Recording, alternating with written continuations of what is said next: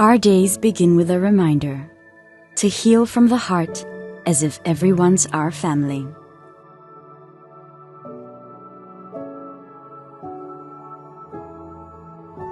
To those who have trouble conceiving, we bear hope.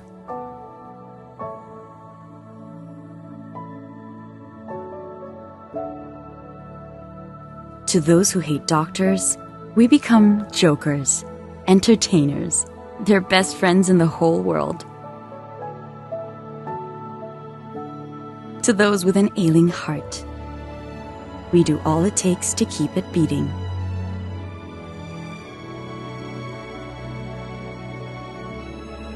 To those with something to remove, we offer them joy to regain.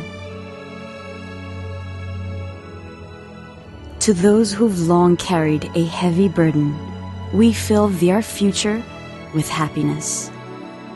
To those with a temporary setback, we coach them beyond surgery to reclaim their confidence.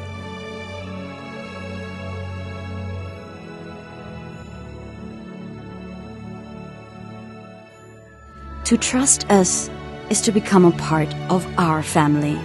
That means we care for you to no end.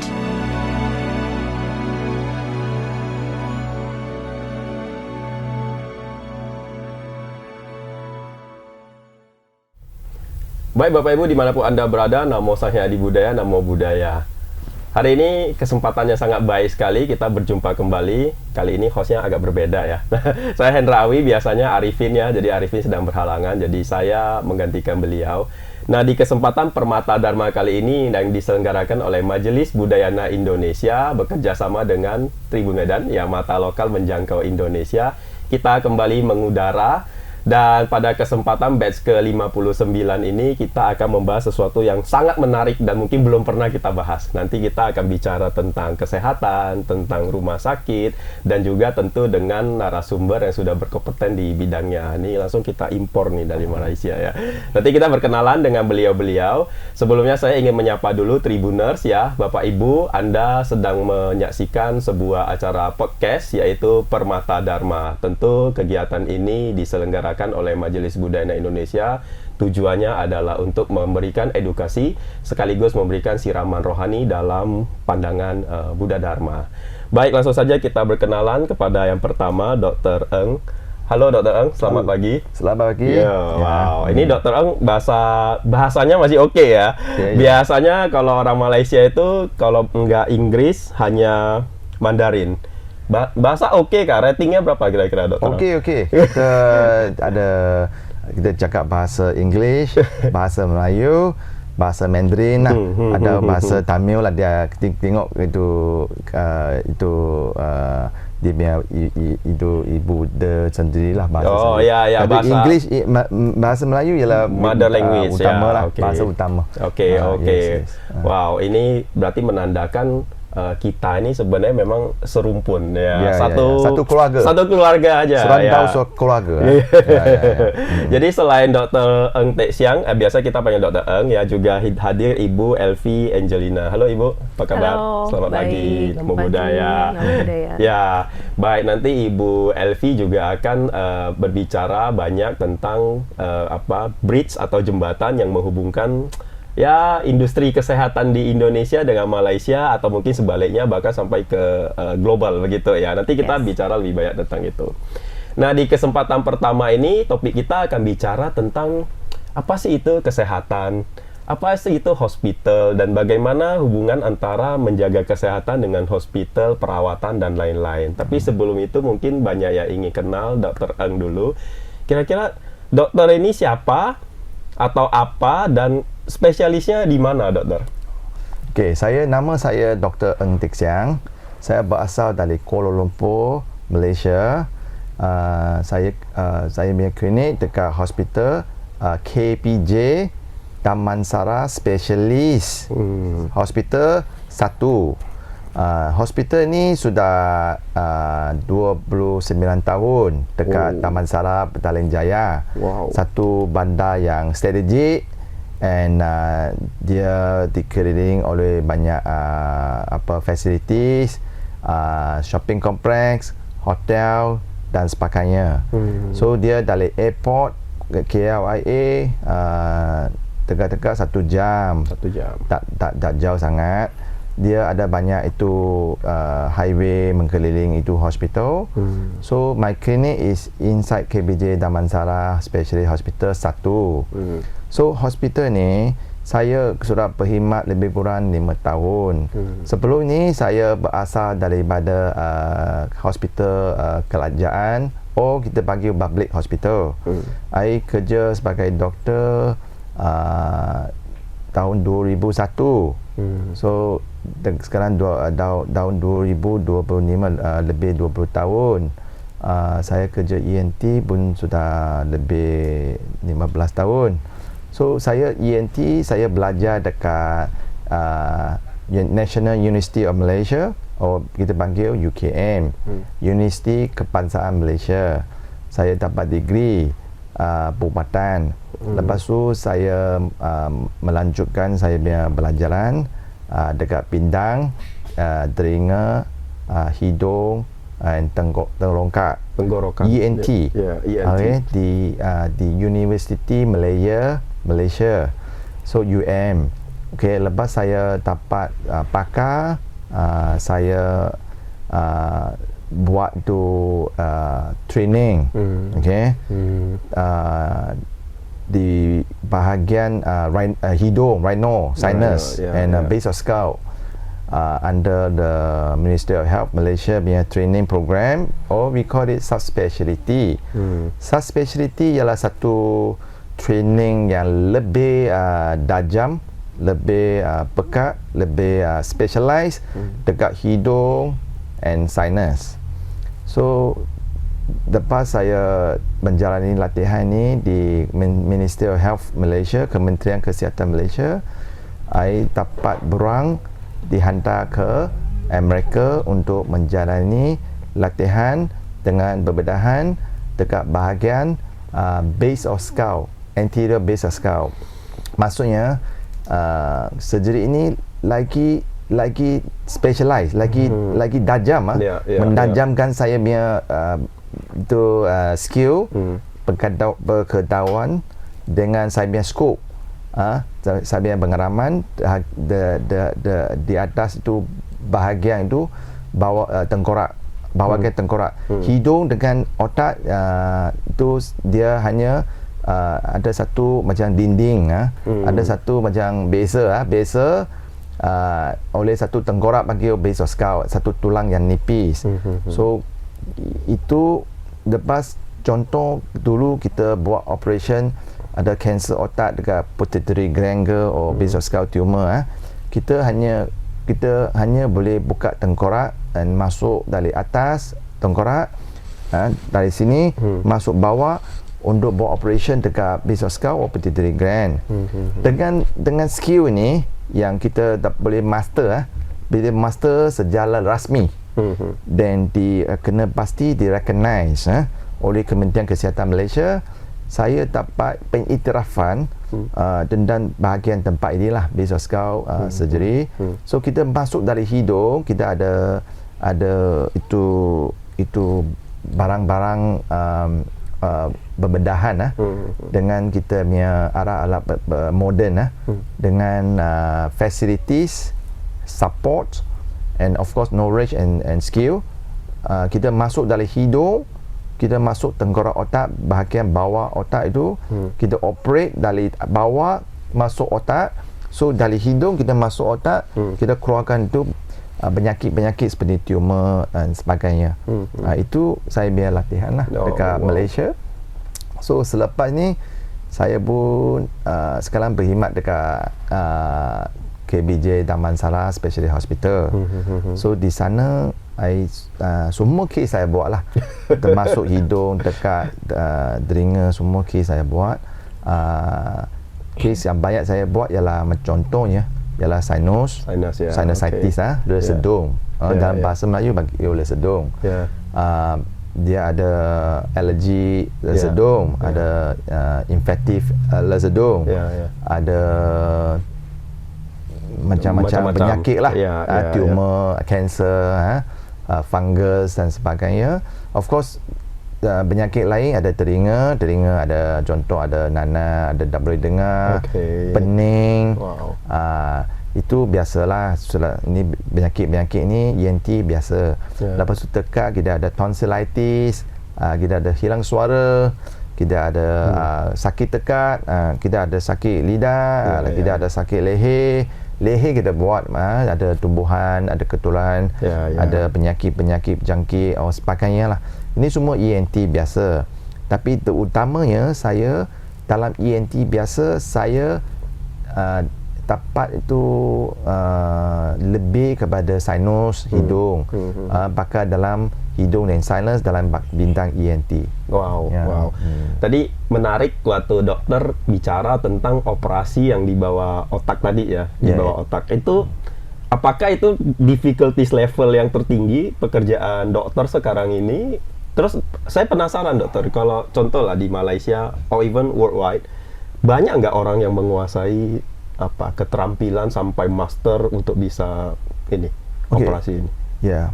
Of course kalau kita tengok itu kita punya lantau Asia ke Asia Tenggara, so case doktor yang operate itu tak ada satu macam data lah, tak ada satu data yang tunjuk berapa orang boleh buat. Tapi ikut kita punya, kalau kita punya as far as you know lah, tak banyak lah. Kedua penyakit itu pun bukan sangat biasa. Dia melibatkan satu peralatan yang canggih, complicated, itu skill yang lebih terperinci, teliti, and kita utamakan bukan saja kesihatan, kita pun utamakan keselamatan pasien. So patient ini memerlukan banyak support dari segi peralatan, dari segi ICU support, dan doktor bakar otak, doktor bakar macam rhinologist, basal skull and sebagainya, ada ubat-ubat, semua memainkan peranan sendiri. Semua faktor ini sangat penting. Bukan saja saya ke doktor ke saja penting. Kita cuba pastikan dapat operation, patient dapat rawatan yang bagus, yang detail lah. So supaya dalam proses penyembuhan tu dia smooth, dia tak ada komplikasi. Komplikasi boleh jadi masa operation, sebelum operation, dan selepas operation. So semua aspek ni kita kena pastikan berjalan dengan baik. Bukan saja macam hero masuk korek-korek episode jadi masalah, benda lain orang lain take over. Tak boleh macam ni. Faham tak? Itu saya punya cara lah. Saya pastikan saya punya patient, kalau boleh kita pastikan dia selamat, lepas tu sihat, sembuh. Itu kita punya, saya punya principle lah. I just imagine as katakanlah sebagai pasien, kalau saya, let's say I put my life, saya meletakkan hidup saya di tangan dokter seperti ini, saya lebih yakin dokter, lebih ini dokter memang betul-betul like not only business, not only not only business as usual, but juga memperhatikan sampai aspek keselamatan, even sampai kepada komplikasi ataupun efek-efek dampak after operasi gitu kan. Ini kan penting. Sembuh memang, cairan kotorannya, penyakitnya hilang memang, tapi setelah itu kita jadi bodoh, jadi duduk diam, enggak. Itu kan mungkin sering juga yang begitu-begitu, dokter. Betul. Macam saya sebagai doktor kan, saya patient selalu tanya, doktor saya takut ini sana ada komplikasi ke apa. Biasa saya akan beritahu patient, saya sebagai doktor, saya pun tak nak komplikasi. Faham tak? Lagi pun ini badan kamu, saya lagi risau kalau kita ada komplikasi. Bukan saja patient, saya pun sangat risau. Okay. Kedua, kita pun tak nak patient macam rasa dia macam itu dia dah ada confident ke, dia rasa dia macam sangat sakit ke. Kita tak nak macam patient risau. So biasa saya akan explain, saya akan jelaskan sebelum operation tu apa kan saya akan buat dalam surgery, dalam treatment tu. step by step saya jelaskan macam mana saya buat surgery Oh, itu. di-explain satu persatu langkah-langkahnya. Itu saya punya cara. So saya wow. kadang-kadang ambil masa sikit. Tengok terutama patient yang risau, saya ambil masa sikit. Saya akan explain patient itu setiap langkah-langkah saya buat operation itu. Dan apa akan berlaku, ada risiko kalau ini jadi operation ni, apakah risiko dia? Apakah komplikasi dia? Apakah dia punya bahaya itu? So dia prepare lah. So you just be honest lah. Kamu dokter jujur kalau memang ada impact, kalau ada risiko, dokter akan kasih tahu di awal. Just before operation. Correct. Ini rasa ini saya punya cara lah. Saya kadang-kadang patient takut, takutlah doktor. Saya bukan nak takutkan patient. Tapi saya rasa lebih baik saya explain dulu. So dia sudah prepare. So bila dia faham, dia lebih comfortable. Instead of kita diam-diam, dapat boleh, tiba-tiba resiko terjadi. Tak boleh. Risiko tak jadi pun kita kena explain. Itu risiko dia, itu komplikasi dia. Ada masalah apa-apa kita try to explain. Karena itu body dia sendiri. Dia harus take care of the body kan. Tapi ada pengalaman lucu nggak dokter? Setelah dokter explain step by step, ini ada resiko ini. Tiba-tiba patient yang awalnya mau berobat, tiba-tiba bilang, dokter saya takut lah. Kalau gitu nanti dulu lah, saya pergi pulang dulu lah ke mana gitu, nggak jadi. Ada nggak? Ada. Kalau 10 orang contoh 10 orang, mungkin 1 orang macam ni. So what you do? Dokter nggak apa-apa gitu? Tak boleh buat apa. Sebab kalau you tak cakap, lagi dia risau. Betul. Kan kedua nanti dia fikir bukan. Betul. Ini salah, sana tak betul, ini lagi buat operation lagi serius, semua itu. Jadi itu tak baik. Pengalaman tak baik. Kedua mungkin akan efek dia punya kesihatan. Sini sudah baik, mental ada masalah. So biasa saya akan beritahu. Sekarang I sudah explain. Sekarang kalau you setuju, you beritahu. Kalau you belum bersedia, you tell me, you inform me. Kita jumpa next section. Alright. Kalau you rasa tak perlu operate, kalau rasa you boleh handle sendiri, is my advice to tell you whether you need operation or not. But itu keputusan masih terpulang kepada kamu. Alright. I don't force lah. Kalau contoh kalau dia penyakit serius, itu lain cerita lah. Contoh cancer ke lebih serius, I try my best to convince patient untuk meyakinkan dia. Sebab itu penting lawatan itu. Tak bisa ditunda lagi biasanya. Cannot delay lagi. Kalau saya rasa penyakit ini tak boleh tunda, penyakit dia lebih serius. So it's my responsibility to yakinkan dia, bukan saja bisnes ke apa, tak ada. Dari segi kesihatan ke, dari segi tanggungjawab saya pastikan dia faham dia punya keadaan. Kalau operate macam ni, kalau tak operate macam ni. So dia kena faham semua keadaan tu. I see. Then yang penting sekali I kena jumpa keluarga dia. Sebab kadang-kadang dia punya patient itu sakit, dia akan mempengaruhi dia punya keputusan, kognitifnya tidak komplit. Dia punya emotions, dia punya psikologi. And of course the cognitive function, dia dah boleh buat keputusan yang tepat. So kita sangat penting kita kena jumpa keluarga dia. Dengan sama-sama keluarga dia kita discuss. So nanti apa-apa masalah ke, soalan ke, ditanya. So itu satu meeting kita panggil satu meeting, satu konsultasi yang sempurna, yang komprehensif. Dari semua segi kita explain. So bila menjalani operation itu, saya pun tenang. Dia pun faham. So apa-apa masalah kita boleh komunikasi. Itu saja. Ni move a little bit to the hospital, dokter. Tadi kita udah bicara tentang experience dokter di sana. Mungkin nanti Bu Elvi boleh tambah juga ya. Karena jujur saya pribadi baru pertama ini mendengarkan KPG Damansara. Karena kita tahu di KL, di the whole Malaysia, like Penang yang paling famous kan kalau bagi orang Medan kan, banyak hospital. Nah, tadi dokter bilang dokter kata sudah 5 tahun ya dokter di KPG ini, spesialis hospital, dan sebelumnya dokter juga experience di hospital lain, misalnya public hospital dan lain-lain. Tentu dokter sendiri punya let's say preferensi atau let's say some opinion. Kalau in simple word, kenapa kita harus pilih KPG Damansara ini? Why patient, especially let's say in Medan, why we need to choose KPG Damansara? Okay, kalau you tengok kita punya KPG Damansara 1 dia ada 1, ada 2. Kita 4 in the one umbrella under KPJ group. Okay, but we have kita ada banyak hospital under KPJ ya.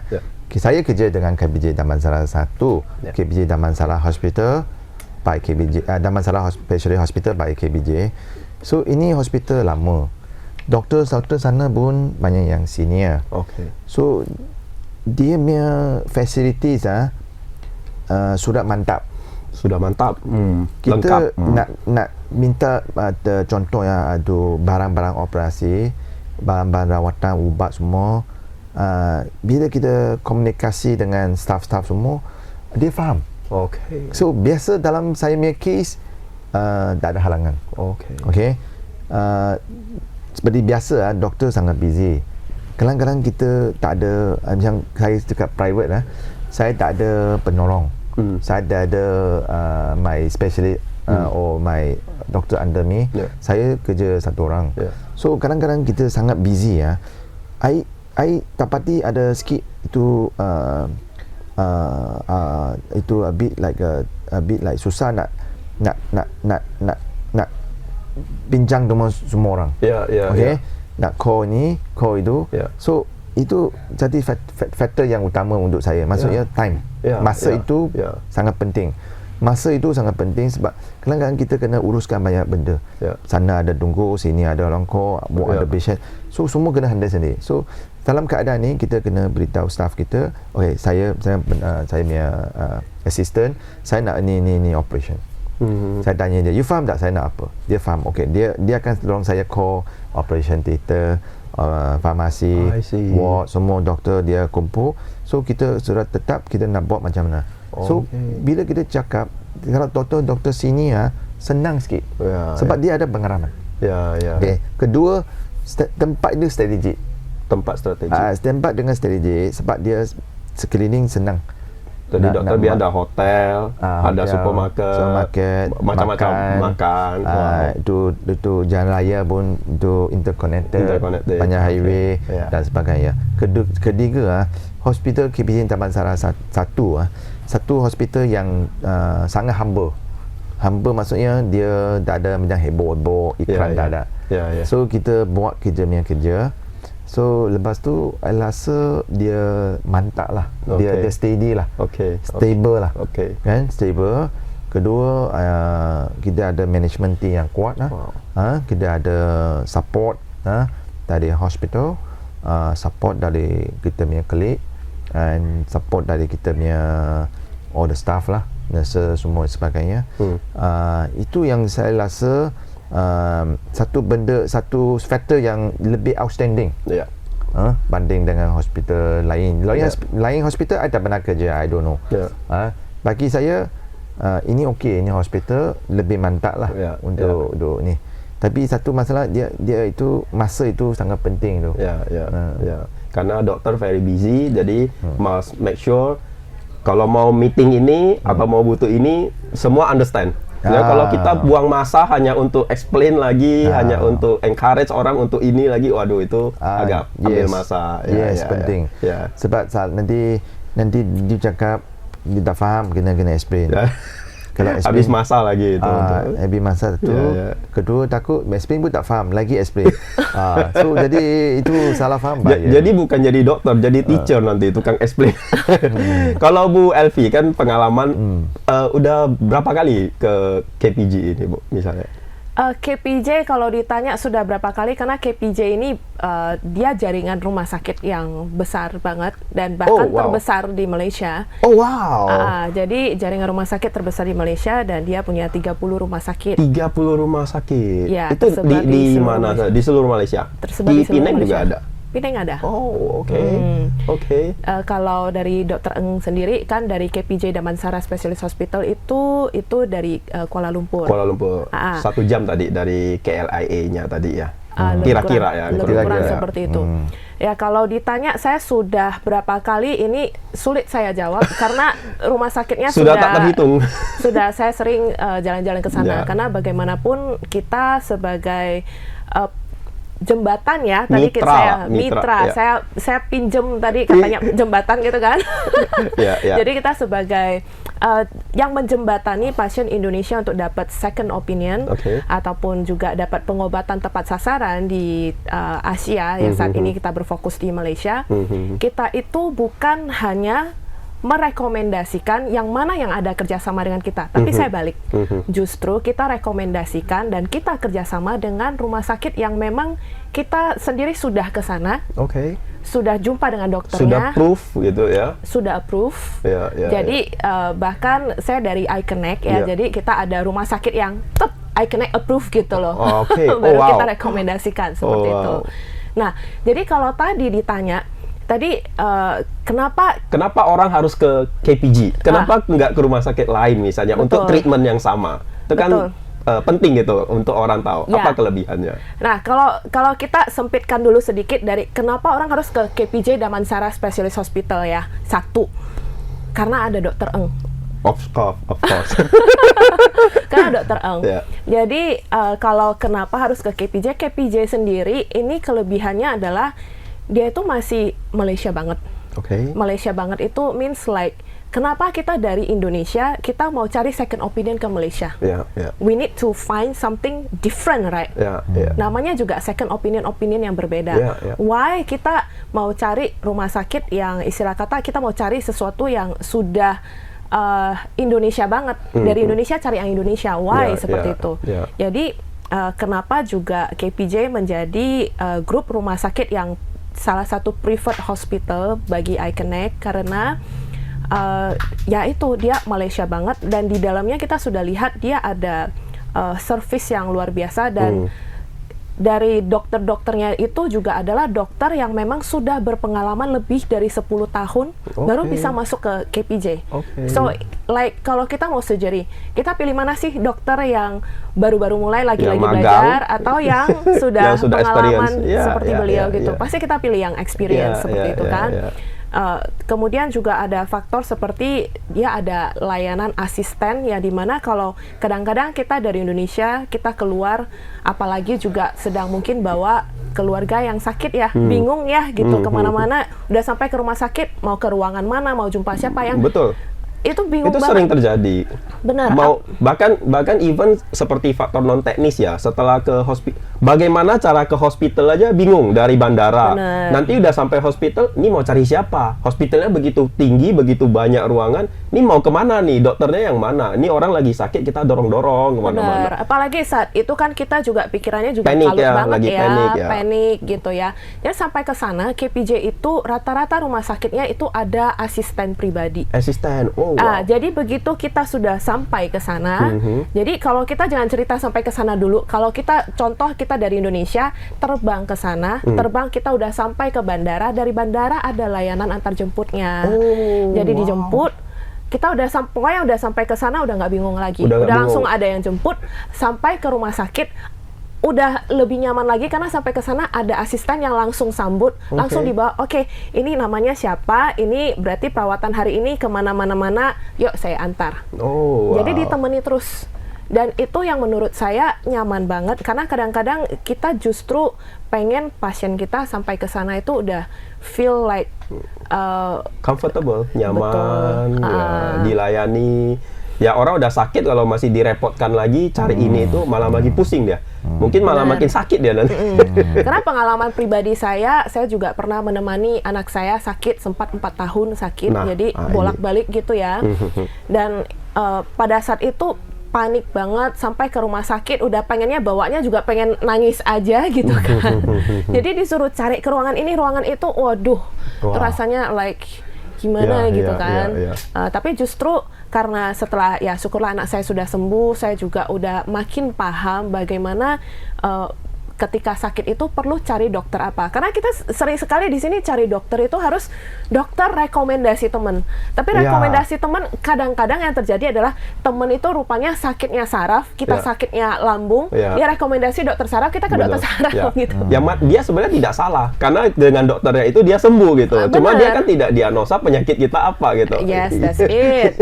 Gitu loh. Itu yang sering terjadi, dan karena kita melihat banyak sekali fenomena seperti ini sering terjadi, itulah sebabnya kita bangun lembaga namanya iConnect Worldwide ini untuk bantu yang sebelumnya apa yang saya alami. Saya ingin bantu supaya jangan ada yang mengalami seperti saya sebelumnya, gitu. Ini Bu Elvi ini mirip-mirip orang kalau nyusun disertasi atau tesis nih. Berarti ada latar belakangnya dulu, karena di latar belakangi ada experience pribadi, di mana tadi bawa anak, kemudian ya ada kesulitan-kesulitan, kemudian Bu Elvi berpikir, nih solusinya bagaimana? Kok kita bicara tesis, bicara disertasi, ada persoalan, tapi solusinya apa nih? Muncullah kira-kira iConnect Worldwide ini. Boleh cerita sedikit nggak, Bu? Kira-kira apa nih perannya iConnect Worldwide? Terus bagaimana, seperti contoh pasien di Medan lah contohnya, dapat menggunakan fasilitas iConnect Worldwide ini?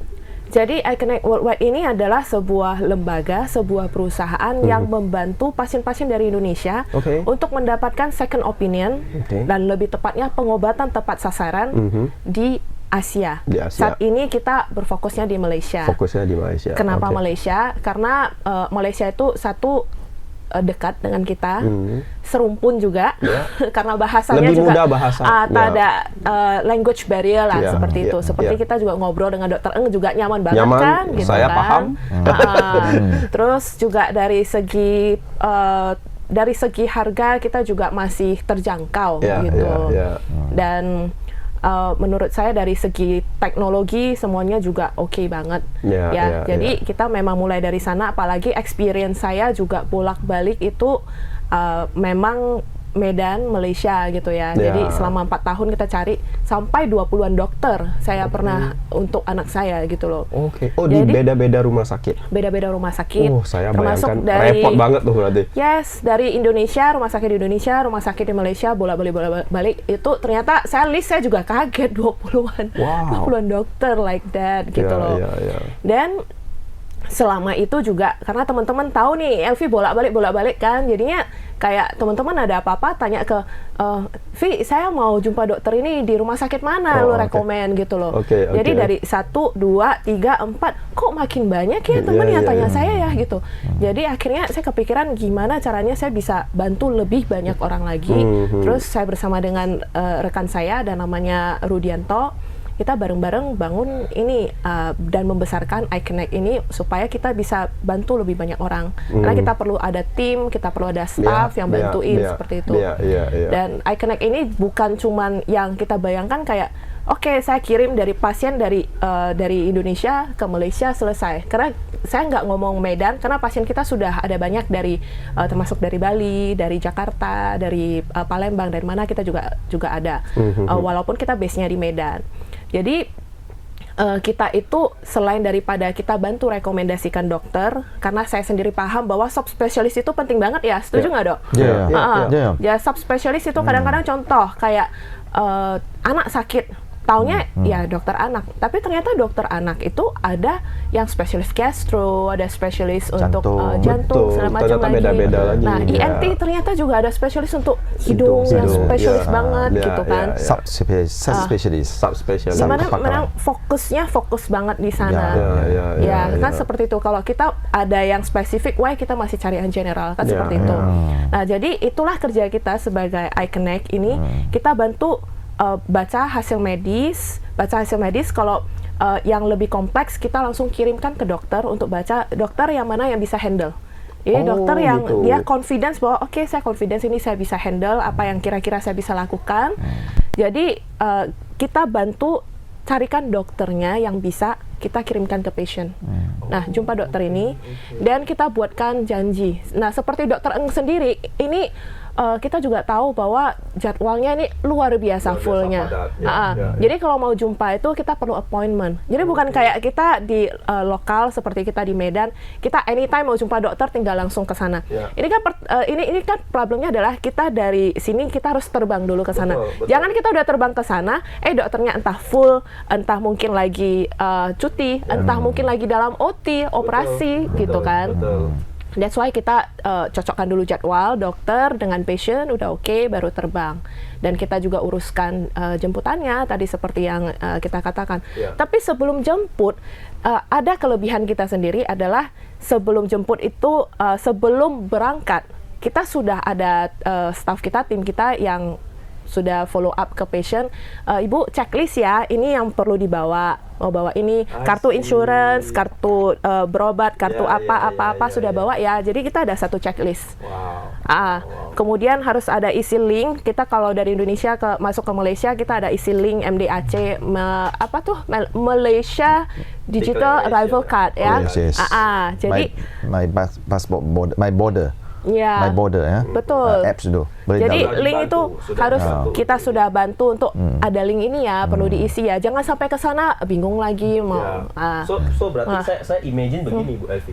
Misalnya ini ada pasien, dia tidak usah pusing, pokoknya dia ada penyakit apa, dia tinggal kasih tahu Bu Elvi, ini Elvi saya ini ada penyakit, kayaknya saya ada sinus lah ini, kayaknya udah parah lah, misalnya udah sampai ada apa cairan, ada apa. Tinggal beritahu seperti itu, nanti tim dari iConnect yang akan coba mencarikan begitu ya, diagnosa, mencarikan kira-kira yang tepat dokter apa, bahkan mungkin even sampai direkomendasi ya kapan harus pergi gitu-gitu ya. Benar. Karena sesuai dengan dokternya kan. Benar. Jadi bahkan kita itu bukan cuman you beritahu saya keluhannya apa, terus saya rekomen dokter. Tapi saya bakal tanya, sudah pernah jumpa dokter? Apa keluhan yang dirasakan? Jadi seperti first consultation gitu ya, sebelum pergi ya. Jadi kita sudah ada hasil lab, semuanya sudah ada. Jadi jangan sampai ke sana, jangan habis tenaga, waktu, uang lagi. Gitu. Sampai ke sana jumpa dokter, ini bukan case saya. Kita nggak, kayaknya sering terjadi itu. Karena orang pinter-pinteran sendiri aja, kayak tadi ya rekomendasi teman, katanya di rumah sakit S misalnya, pergilah ke rumah sakit S. Sampai sana dokter lagi on leave lah, waduh, terpaksa kita harus nunggu. Mau tinggal di hotel dulu tuh berapa hari, kan habis masa. Sebenarnya habis masa, habis uang, tidak apa-apa, tapi kesempatan untuk diobatinnya yang sudah terbuang. Bener. Sayang banget itu. Ya, terpikir lagi tadi soal ke rumah sakit yang kadang-kadang antriannya panjang banget. Betul. Nah, kelebihan dari KPJ ini adalah kalau kita sudah buat appointment, kita dikasih tahu jam berapa, jadi kita ke sana itu udah nggak ngantri kadang-kadang, tapi ngantrinya udah nggak dari pagi sampai malam. Udah sesuai jamnya gitu. Ya, jadi sudah ada range-nya kira-kira jam berapa, sekian ke sekian, kamu tunggunya di jam sekian gitu ya. Jadi kita nggak dari pagi sampai malam lagi gitu tunggunya. Gitu. Saya ada pengalaman bawa istri saya sih bawa mamanya, berarti mama mertua kan ke Penang kan. Itu kami datang di satu hari kan, di sekitar jam 3 sore.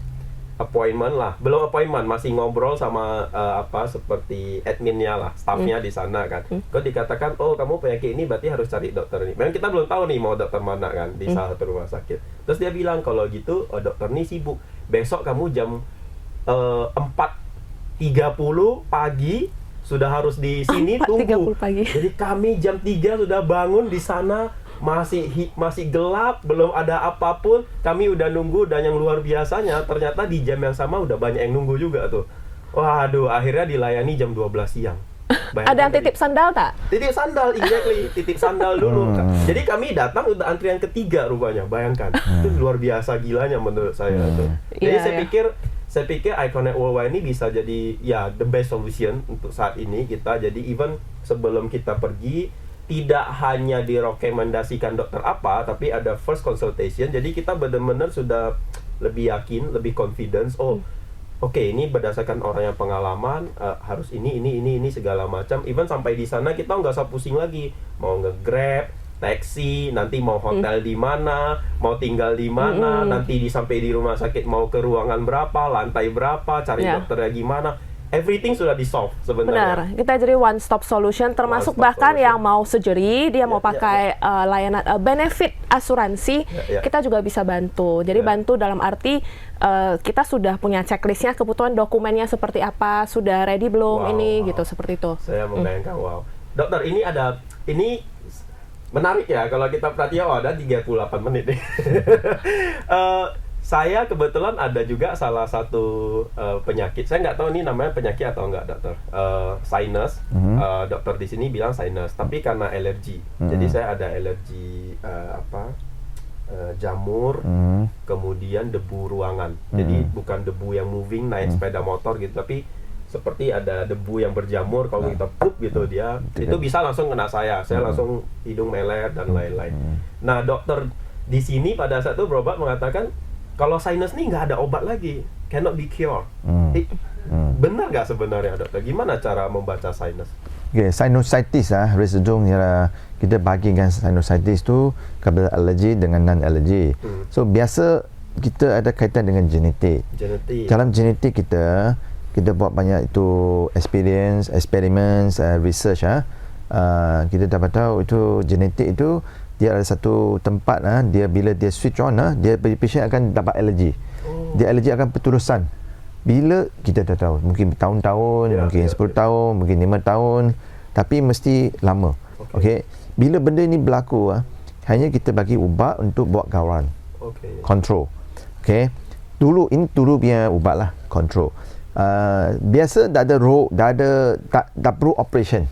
Saya selalu beritahu patient saya, kalau allergy tak payah operations. Okay? Sebab operation dia tak akan bantu banyak. Dia tak akan sembuh allergy itu. Karena itu genetik. Genetik. Dalam genetik, jangan genetik. You tak boleh switch on. Tak boleh. Dalam kita punya code of ethic, kita sudah scientist sudah, ahli sains sudah boleh lebih tepat lah, kena pasti itu tempat kod itu mana yang jadi genetik. Tapi dalam kita punya amaran kita tak boleh tutup itu, sebab itu bukan satu penyakit yang bahaya. Okay. Kalau kita nak sembuh, saya rasa boleh, tapi kita tak boleh buat macam ni. Sebab benda ni kalau tak ada, mungkin alergi ada dia punya kebaikan, okay, dan keburukan. So kita tak nampak kebaikan, kita nampak keburukan. So that's why kita tak tutup pintu itu. Kita hanya bagi ubat kontrol, bagi alergi kurang sikit. Sekarang kita ada ubat baru. Ubat baru kita bagi biological drugs. Biological drugs ini lebih, itu satu sudah jadi satu era yang baru.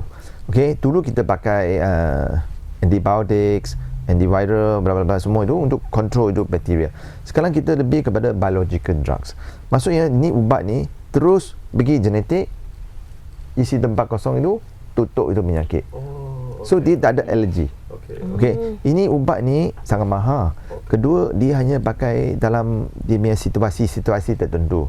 Contohnya ada satu nasal polyp yang sangat serius, berulang-ulang, atau asma yang serius, atau eczema yang serius dan sebagainya.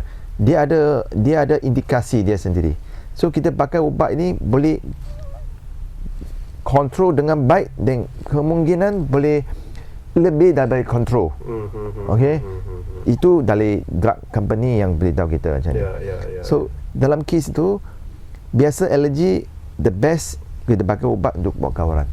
Kedua, kita elak benda-benda yang alergi itu. Contoh habuk, atau makanan, atau bahan-bahan polin itu, bunga, itu apa, itu habuk-habuk apa, itu kayu ke, sebut ke, dengan bahan-bahan kimia ke, kita elakkan itu.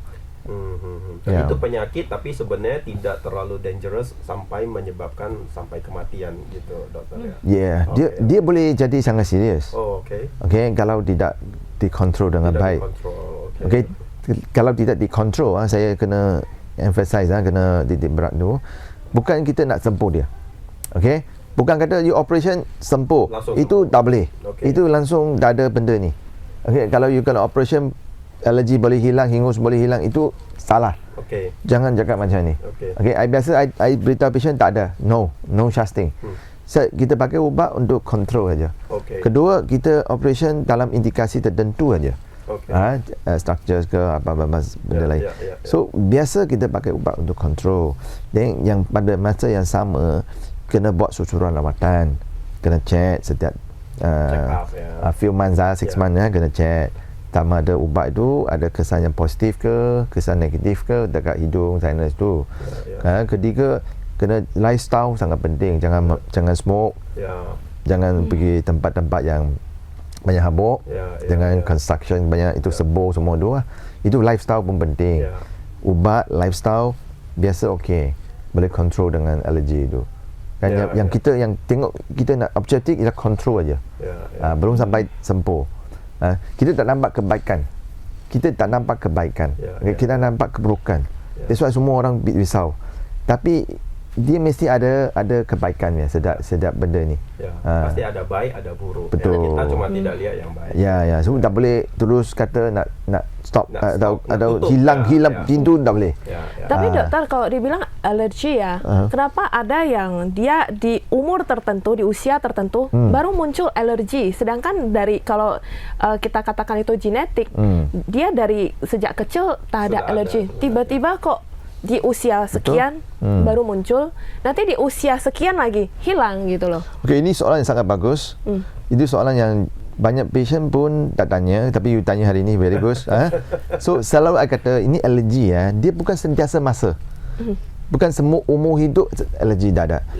Dia hanya dalam contoh you dedah kepada bahan kimia ke habuk ke dalam masa satu tempoh masa tertentu berulang-ulang itu berdedahan tu, exposure tu. So itu genetic code akan switch on. Dalam genetic code akan switch on. Sebab dia punya berdedahan tu, exposure, contoh bacterium. Kita punya exhaust pipe ke, kilang punya habuk ke, dia punya fumes asap ke, makanan ke, dan sebagainya. Dia keep berterusan kita challenge body tu. Dia dalam satu tempoh alergi tu jadi aktif. Alergi code dalam genetik kita jadi aktif. So jadi dia alergi dia akan go on for years. So then at one point in time there are many reasons, then itu code jadi pasif. Tapi ambil masa. Kita tak boleh bagi buat apa untuk tutup, tak boleh. Bisa tak kita simpulkan seperti ini, kira-kira kalau alergi itu kayak kita itu ada satu gelas atau satu botol gitu kan, memang sudah ada size-nya, dan kita isi terus dengan air, isi sampai dia tumpah. Nah pada saat itulah alerginya muncul seperti itu ya. Yes. Dan mungkin pelan-pelan dia karena sudah sekian tahun ini ada yang bocor-bocor sampai hilang, makanya alerginya hilang. Seperti itu kah? Boleh macam boleh explain dekat penerangan ini. Tapi yang penting genetik. Genetik itu dalam kita masih gaji sudah ada kesimpulan. Okey, tempat mana yang ada allergic code itu kita sudah identify, kita sudah kena pasti code itu. Okey, tapi masalah kita tak boleh tutup pintu itu. Okey, dari segi etikal, dari segi amalan perubatan kita tak boleh tutup. Ada sebab-sebab tertentu atau dia ada kebaikan ke, kita masih dalam kajian. So benda ni kita boleh control saja. Okey, control dengan ubat yang betul, yang sesuai. Okey, jangan pakai ubat salah. Ubat salah nanti bawa kesan-kesan sampingan lain. Okey, so pastikan dapat lawatan itu mesti lawatan betul, bakar yang boleh itu rawat dengan betul. Itu yang sangat penting. Jangan sekali-sekali pergi buat berbedahan ubat kampung lah, ubat inilah apa makanan amalan itu apa itu tradition lah kan. Jangan cuba macam ni sebab dia akan dapat itu komplikasi kemudian yang mungkin lebih serius daripada alergi itu. Itu saya reaksinya itu. Itu saya pendapat lah. Okey. Jadi saya sekarang malah baru dapat tadi dari Ibu Elvi juga tadi dengan sangat baik seperti menganalogikan kayak botol. Jadi actually code itu sebenarnya ada di tubuh kita karena genetik. Dia tinggal kalau dia selalu terpapar, exposure tentang sesuatu yang tidak boleh terpapar, everyday terpapar, dan dia akan buka code-nya. Seperti botol, dia akan buka tutupnya. Jadi dia akan meluber gitu ya airnya. Nah, pada saat airnya meluber tuh, ya kita akan merasakan impact dari si alergik itu kan. Sampai suatu ketika kita tidak terexposure lagi, maka dia akan makin lama udah hilang, maka dia akan kayak pasif. Dia akan diam aja, begitu ya dokter? Yes. Lebih kurang macam ni. Ya. Lebih kurang macam ni. Tak terasa nih dokter, Bu Elvi, kita udah 48 menit. Wah, ini kalau ngobrol kongko, kalau orang Medan bilang kongko nih dok. Kongko seperti ini seru aja sebenarnya ya. Nah, cuman di akhir mungkin kita boleh kasih satu istilahnya satu pandangan, satu insight. Terutama ini kan kita pikir banyak tribuners. We call them tribuners. Our listener is tribuners. Ya, Tribun Medan. Banyak tribuners yang mungkin sampai sekarang juga belum terlalu paham dengan exact sebenarnya kenapa perlu hidup sehat. Karena ada pikiran seperti ini, dokter. Kayak contoh kita masih muda nih. Aduh, urusan kesehatan nanti dululah. Kita masih produktif, kita cari uang dululah. Nanti kalau udah banyak uang, saatnya nanti udah mulai agak tua, kalau sakit kita ada uang untuk berobat gitu. Jadi ada pemikiran seperti itu loh dokter secara umum. Apakah itu baik? Saya sebenarnya pengen dokter mungkin memberikan insight why we need to take care our body, why we need to take care the health. You have opinion on? Okay, saya pun bukan tua sangat. saya bukan jadi macam datuk nenek, bukan. Saya cakap sebagai saya punya dari segi saya punya doktor punya peranan So kesihatan itu satu apa panggil apa? Happiness. So yang kita hidup dalam dunia ni kita mesti happy. Kedua, satu, kita mesti sihat. Okay? Kita mesti ada duit, kita boleh belanja lah. Ini ketiga lah. Happiness, kesihatan, baru dapat itu kewangan lah. Okay? Kita kalau hilang happiness, kalau kita hilang kesihatan, kewangan banyak pun tak ada guna. Sebab you dah boleh enjoy your life. You dah boleh makan macam orang biasa. You dah boleh hidup, enjoy, pergi jalan-jalan macam orang biasa. You dah boleh tengok you punya anak-anak dan sebagainya lah. So, that's why saya kata kita kena mementingkan kesihatan. Kedua, kita mesti dari segi ke happiness lah. Kita mesti lebih kepada kena seimbang lah dua ni. So happiness tu akan bawa kita punya kesihatan. Okay, kesihatan akan bawa kita punya kewangan. Okay, ini hidup lebih dari segi lebih seimbang. Bukan saja one, tapi hilang kesihatan, hilang your happiness. So saya sebagai saya doktor, saya beritahu saya punya opinion lah, pendapat lah.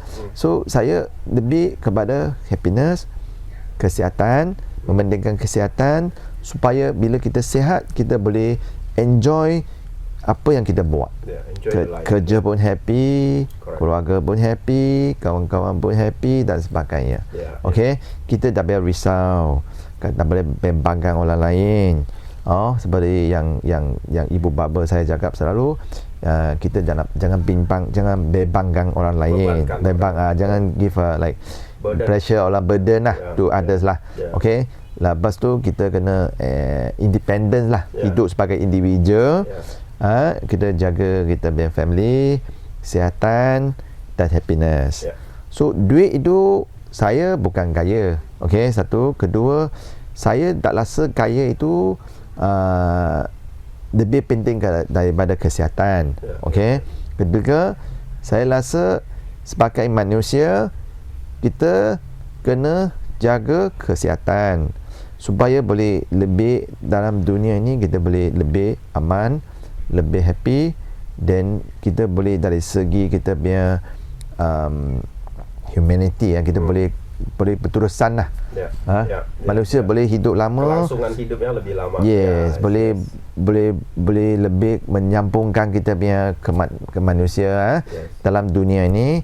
So kita boleh gaji itu, kesihatan itu kita boleh gaji, kita boleh baca, kita boleh improve our medicines, perubatan, supaya manusia supaya setiap orang dapat hidup lebih sihat, lebih kurang sakit, dan of course lebih happy lah. Yang penting itu. Tapi ada faktor-faktor lain dalam proses itu, banyak itu pengaruh. So kita kena tetapkan kita punya prinsipal. Kesihatan sangat penting. Thank you, Dokter. Saya jadi Dokter? Kepikiran. Jadi ada salah satu, we are talking about Buddhism teaching, Buddha teaching. Ada satu sutta aja namanya Kimata Sutta di Anguttara Nikaya. Buddha state that Buddhism kan selalu berbicara tentang ultimate happiness. Happiness yang kita bisa dapat because of the ketenangan, because of the practice like meditation, do some morality, sila, meditation, then bring the focus, concentration and calm. Buddha bilang di sutta itu, untuk bisa mencapai the ultimate happiness itu, to be able to be practice, you need a healthy body. Kalau you tidak sehat, bagaimana you mau duduk? Duduk aja pun susah. You duduk ngantuk-ngantuk, kalau enggak you duduk aja sudah tidak lurus. How to do meditation? Jadi ini tadi betul-betul memang cocok gitu. Jadi kita butuh, tadi dokter banyak bicara tentang happiness, tentang kebahagiaan. We can assume like in the Buddhism we also call the ultimate happiness itu, to gain the calmness, to gain the ultimate happiness lah. We need a healthy body. Kalau kita tidak healthy, mau berapapun umurnya, ya kita tidak bisa praktis juga. So it's very cocok. Nah, kalau Bu Elvi, mungkin sebagai penutup Bu Elvi, kita bicara tentang the bridge, jembatan tadi. Kalau dokter tadi sudah mengulas tentang how important is the kesehatan, kenapa orang perlu sehat to gain happiness dan bla bla bla dan yang lain tadi. Nah, as like mitra partnership yang mengconnect, namanya aja ada eye connect kan, yang mengconnect orang yang butuh kesehatan dengan yang bisa mengobati gitu. Kira-kira Bu Elvi ada pesan atau pandangan? Yang paling penting sih kalau orang mau menghubungi eye connect, gimana caranya? Tadi katanya base-nya ada di Medan juga. Silakan. Iya, itu bisa hubungin kita di Instagram kita, ada @kpjgroup.id, @kpjgroup.id, dan juga bisa hubungi langsung ke nomor WhatsApp kami 0821 2968 0500. Sekali lagi 0821 2968 0500. Seperti itu. Dan base-nya ada di Medan ya. Kalau mau langsung datang ada ada. Kantor kita di Jalan Halat. Di Jalan Halat nomor 165. Betul. Ya, berarti dekat SM Raja sana ya kalau di Medan. Betul. Jadi bagi ya Tribuners yang merasa butuh bantuan, seperti tadi ada second opinion, mungkin sudah berobat, ya katakanlah di Indonesia ataupun di luar negeri yang mana gitu, misalnya butuh ada pengecekan lebih lanjut, butuh lebih confidence lagi, iConnect Worldwide ini siap membantu ya. Yes, jadi kita walaupun base di Medan, tapi kita sudah melayani patient-patient bukan hanya di Medan, tapi sudah all Indonesia. Karena hubungin kita juga mudah. Karena online juga ya. Betul. Dan tidak harus ke Medan dulu untuk bisa pergi ke KL kan. Bagi dari daerah asal. Contoh ada yang dari Bali misalnya kan, bisa juga dari Bali langsung ke KL kalau diperlukan. Begitu ya. Betul. So ya, terima kasih Bu Elvi untuk penutupnya, luar biasa sekali, dan tentu saja kepada Dr. Eng. Thank you. Terima kasih. Actually, thank you. We are thank you because you come to Indonesia to give some insight about healthy, about like happiness life, like what you said. Jadi Bapak Ibu Tribuners, bicara tentang kesehatan ini bukan hanya tentang tubuh yang sehat, tapi sebenarnya the ultimate goal of all of this actually to gain the happiness, the balance of life. Kita bisa produktif, menghasilkan uang, kita juga bisa hidup yang sehat, di keluarga kita juga sehat. So kalau kita sehat, maka semuanya menjadi baik. Ya, itu penutup yang cukup indah ya untuk hari ini. Dan tanpa terasa kita ya sudah hampir 1 jam. Ya seperti tadi kita bilang, kalau kita ngobrol seperti ini nggak terasa. Just enjoy, seru sekali, apalagi topiknya sangat bermanfaat dan memang sedang dibutuhkan saat ini. Sekali lagi terima kasih Dr. Eng, terima kasih Bu Elvi, dan kepada seluruh Tribuners dimanapun Anda berada. Demikian perbincangan kita di Permata Dharma edisi batch ke-59 hari ini. Sekali lagi kami atas nama Majelis Budayana Indonesia bekerja sama dengan Tribun Medan Mata Lokal Menjangkau Indonesia mengucapkan terima kasih atas atensi Anda dan kami tidak sabar untuk bertemu Anda kembali di podcast berikutnya. Akhir kata, Namo Sang Hyang Adibudaya, Namo Buddhaya.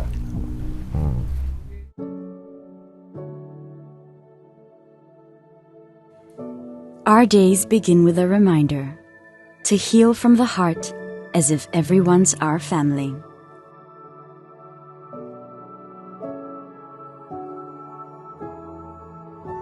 To those who have trouble conceiving, we bear hope.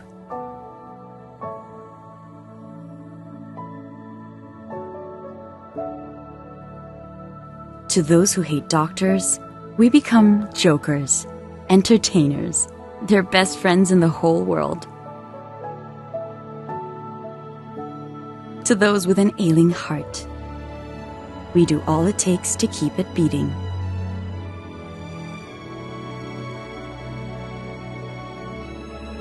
To those with something to remove, we offer them joy to regain.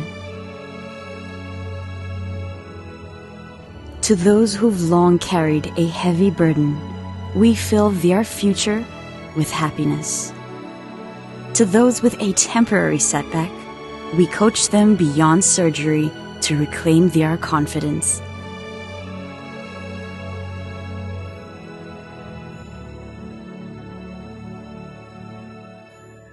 To trust us is to become a part of our family. That means we care for you to no end.